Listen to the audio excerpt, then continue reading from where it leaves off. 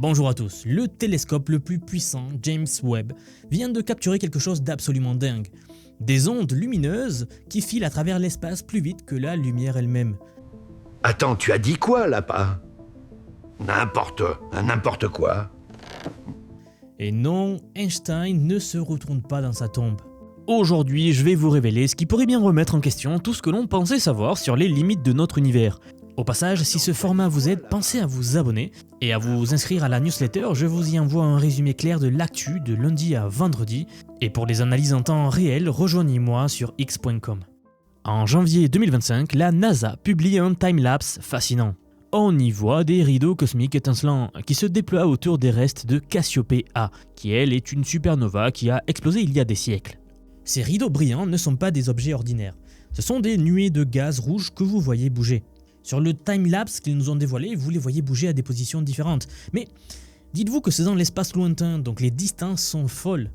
Oui, ils se déplacent à des vitesses folles, dépassant allègrement la limite ultime de 300 000 km par seconde. Et avant que vous ne sautiez au plafond, sachez qu'aucune loi physique n'est violée ici. Intriguant, non? Bon, alors voilà comment ça fonctionne et c'est là qu'intervient la découverte de ces chercheurs. Quand une étoile explose en supernova, elle émet un flash lumineux colossal qui voyage dans toutes les directions. Maintenant, imaginez qu'il y ait des nuages de poussière interstellaire derrière cette même explosion. C'est là que quand la lumière va frapper ces nuages, elle va créer une réflexion que nous observons depuis la Terre. Ce phénomène porte un nom de classe, l'écho lumineux. Maintenant, voici le truc génial. Alors, je vais essayer de l'expliquer simplement. La vitesse à laquelle cet anneau de lumière semble se propager dépend de l'angle entre notre ligne de vision et le nuage lui-même. Au moment du premier contact, cet angle est pratiquement nul. Résultat, l'anneau paraît s'étendre à une vitesse infinie. Puis il ralentit progressivement. C'est mathématiquement vérifiable et le James Webb Telescope l'a filmé en quelques semaines seulement. Pour vous donner une idée, la plupart des phénomènes cosmiques que nous observons aujourd'hui restent inchangés pendant toute une vie humaine. Là, nous parlons d'un spectacle qui évolue en temps réel. Et ce qui est particulièrement fascinant avec ces échos lumineux, c'est qu'ils créent une sorte de scanner 3D naturel de l'espace interstellaire. En fait, grâce à cela, les astronomes peuvent littéralement cartographier les structures invisibles de la poussière cosmique grâce à la vitesse à laquelle ces ondes-là les traversent. C'est littéralement comme avoir un scanner médical de l'univers, mais en version démesurée. Et Cassiopée A n'est pas un cas isolé. En octobre, le James Webb a capturé les images infrarouges les plus nettes jamais obtenues d'un jet de matière propulsé par le trou noir supermassif au centre de M87. Vous savez, cette galaxie rendue célèbre en 2019 quand nous avons photographié son trou noir pour la toute première fois.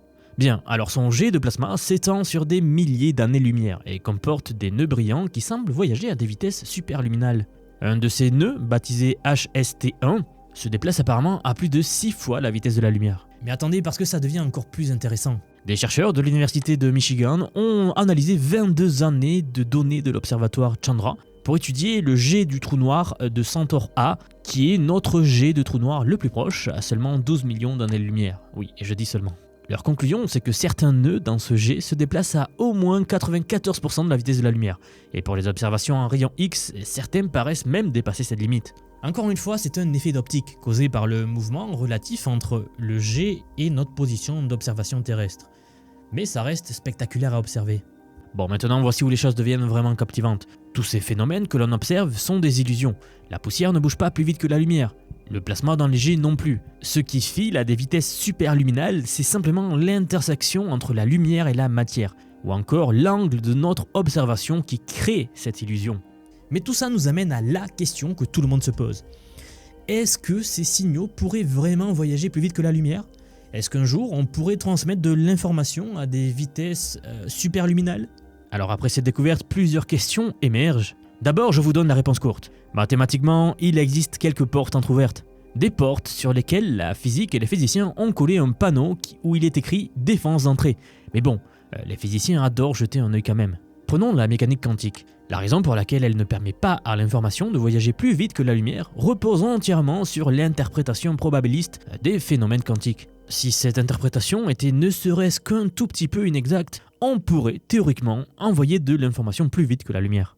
Presque tous les physiciens aujourd'hui considèrent que la nature est fondamentalement aléatoire au niveau quantique. Et c'est justement ce hasard qui protège la limite de la vitesse cosmique. Mais il y a un physicien nommé Anthony Valentini qui pense autrement lui. Pour lui, le hasard quantique que l'on observe n'est qu'une excellente approximation, mais pas toujours exacte, ce qui ouvrirait la porte à des cas très spécifiques où l'information pourrait dépasser la vitesse de la lumière. Et puis, il y a les tentatives de modifier la gravité elle-même. Que ce soit pour expliquer la matière noire ou pour d'autres raisons, pratiquement toutes ces théories alternatives finissent par produire une forme de propagation superluminale. Alors la plupart des physiciens y voient la preuve que ces théories sont fausses. Mais certains se demandent si les mathématiques ne sont pas en train d'essayer de nous dire quelque chose d'important. Donc quelque chose cloche profondément dans tous nos modèles actuels. Aujourd'hui, la plupart des physiciens ne creusent pas cette route. Et pourquoi ? Eh bien, j'ai ma petite idée, mais ça sera pour une autre vidéo.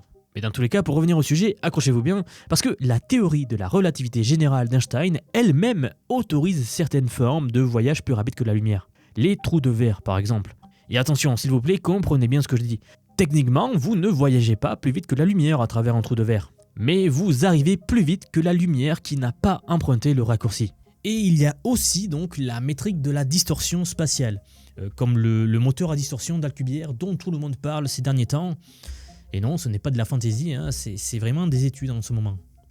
Pour que tout le monde comprenne ce qu'il se passe, l'idée c'est que dans la relativité générale, vous ne pouvez pas vous déplacer dans l'espace-temps plus vite que la lumière. Par contre, l'espace-temps lui-même peut se déplacer aussi vite qu'il le veut. Et c'est une nuance importante. D'ailleurs, les physiciens pensent que c'est exactement ce qui s'est passé dans l'univers primordial. Vous savez, l'espace s'étendant plus vite que la lumière pendant l'inflation cosmique initiale. Donc mathématiquement, créer un moteur à distorsion qui fait exactement ça autour d'un vaisseau spatial fonctionne sur le papier.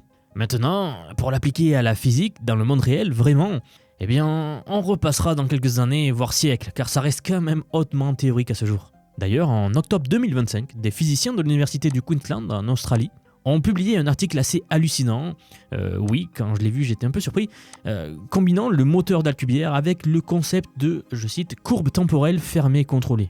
En gros, ça veut dire qu'ils explorent comment un moteur à distorsion pourrait non seulement permettre le voyage plus rapide que la lumière, mais aussi potentiellement le voyage dans le temps.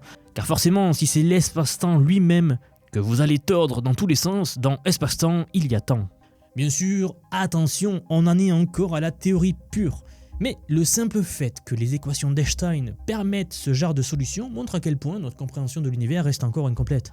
Il y a 20 secondes, je vous disais que l'application réelle physique était très compliquée, car le problème majeur, c'est que tous ces concepts-là nécessitent de l'énergie négative ou de la matière exotique. Et là, soyons clairs, on ne sait ni comment en créer, ni comment en maintenir des quantités suffisantes. C'est un peu comme avoir des plans d'une fusée spatiale, mais manquer de carburant.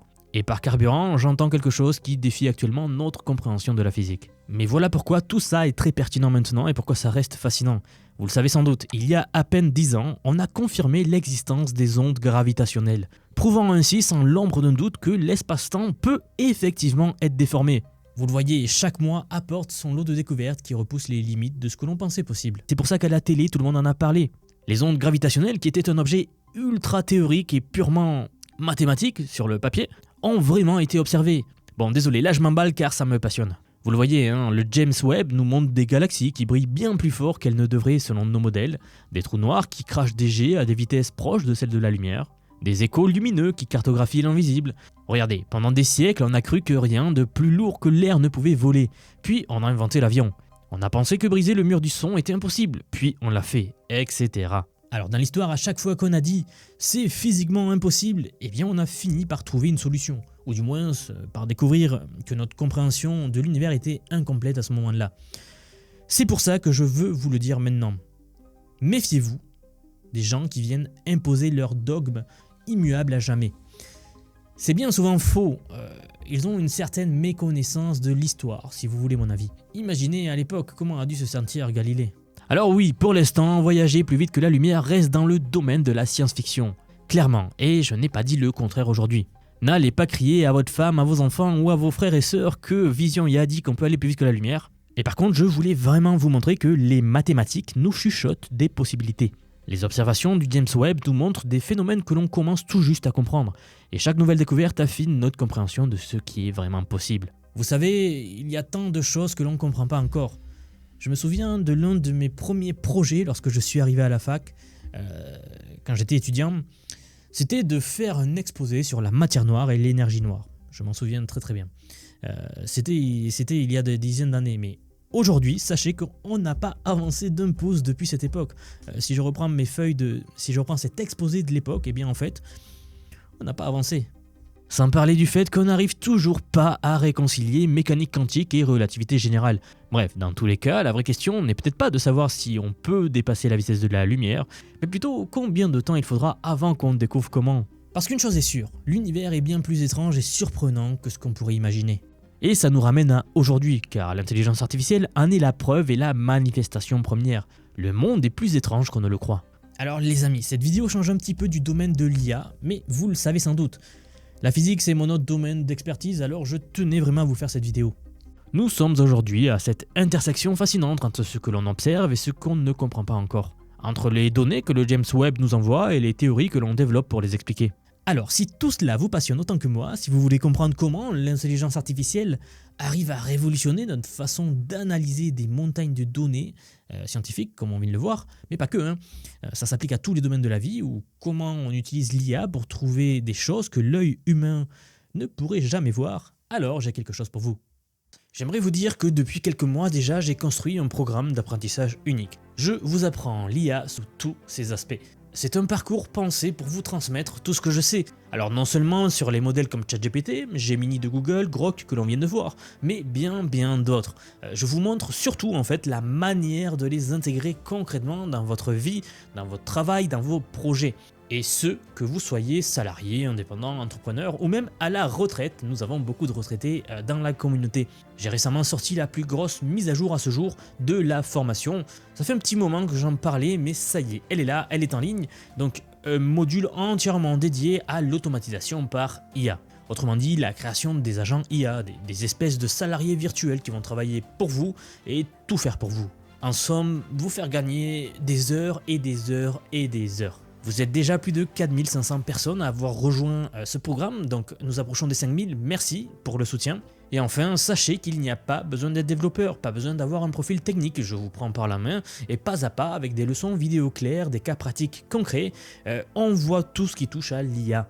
Dernier point mais pas des moindres, si vous nous rejoignez aujourd'hui, vous aurez accès à toutes les évolutions du futur sans surcoût, accès illimité à vie à tout ce que je veux vous apprendre. Donc aujourd'hui c'est un paiement unique, ce n'est pas un paiement mensuel, c'est juste un paiement unique et vous aurez accès à vie à toutes les mises à jour que je vais faire en permanence et que je fais en ce moment même. Si cela vous intéresse, vous avez les liens en dessous de la vidéo, donc soit en description, soit en commentaire épinglé pour nous rejoindre. Dans tous les cas, moi je serai très heureux de vous accueillir dans le programme. Si vous êtes encore là, merci d'avoir regardé jusqu'au bout et je vous dis à très vite pour la prochaine vidéo.